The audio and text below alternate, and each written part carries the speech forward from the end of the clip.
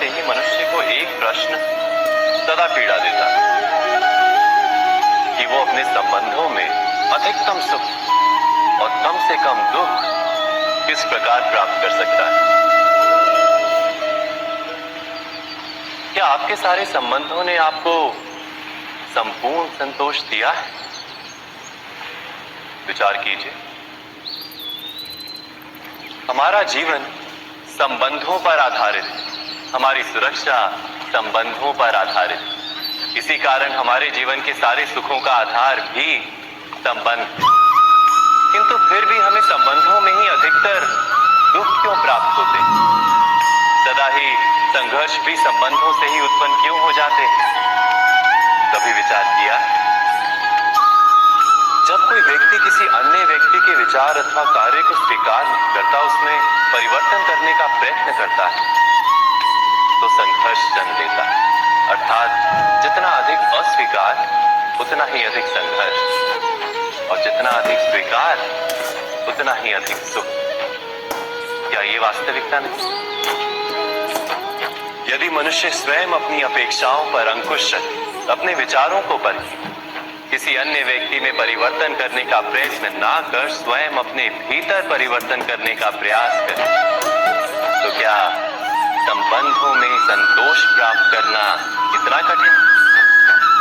अर्थात क्या स्वीकार ही संबंध का वास्तविक अर्थ नहीं? स्वयं मनुष्य के सारे संबंधों का आधार है अपेक्षा। पति कैसा हो जो मेरा जीवन सुख और सुविधा से भर दे? पत्नी कैसी हो जो सदैव मेरे प्रति समर्पित रहे? संतान कैसी हो जो मेरी सेवा करे, मेरा आदेश माने?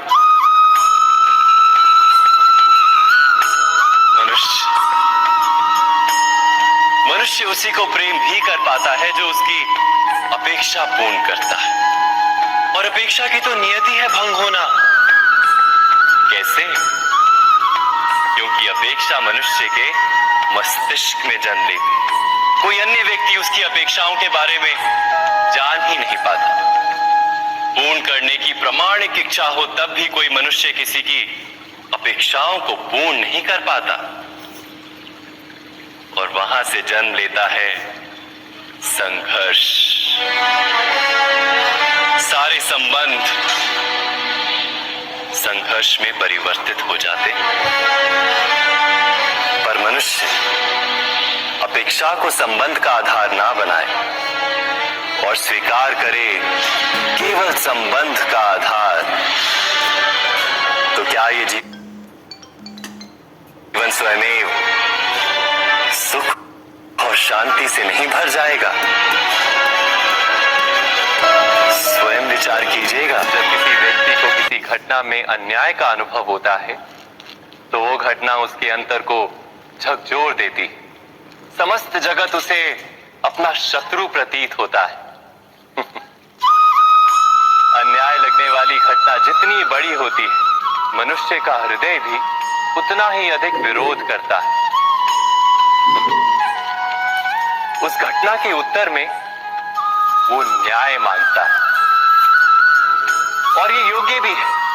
वास्तव में समाज में किसी भी प्रकार का अन्याय व्यक्ति की आस्था और विश्वास का नाश है। किंतु ये न्याय क्या है? न्याय का अर्थ क्या है?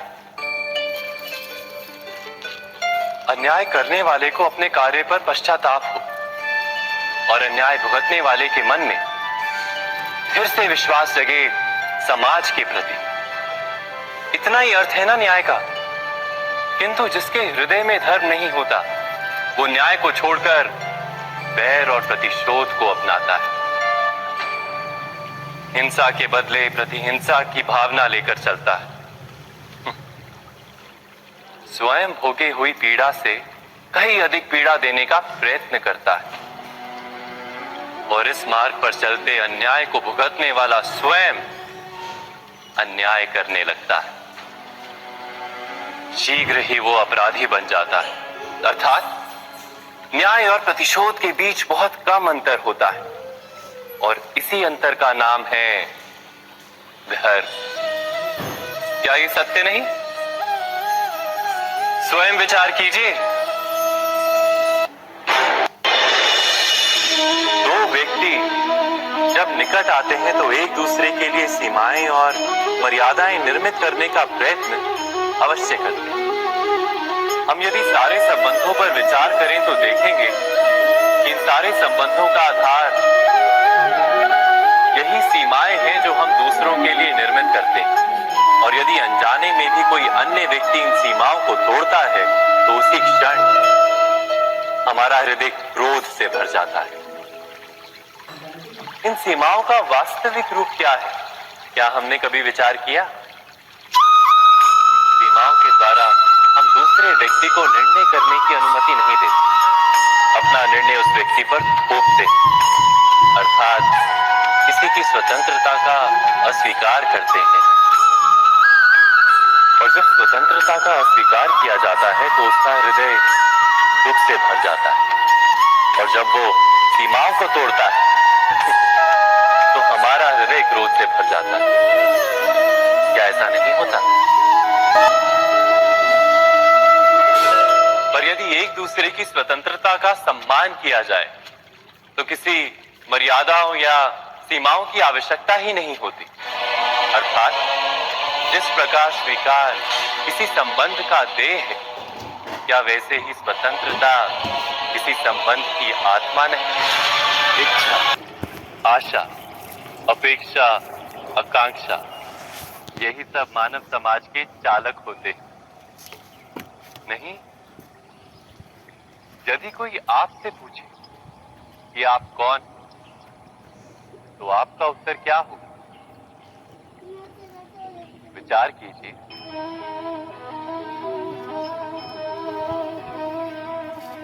आप तुरंत ही ये जान पाएंगे कि आपकी इच्छाएं ही आपके जीवन की व्याख्या है। कुछ पाने से मेरी सफलता, कुछ ना पाने से मेरी निष्फलता ही आपका परिचय। अधिकतर लोग ऐसे जीते हैं कि स्वयं भीतर से मरते रहते हैं किंतु अपनी इच्छाओं को नहीं मार पाते। इच्छाएं उन्हें दौड़ाती हैं जिस प्रकार मृग तृष्णा मृग को दौड़ाती है। परंतु इन्हीं इच्छाओं के गर्भ में ही ज्ञान का प्रकाश भी। कैसे?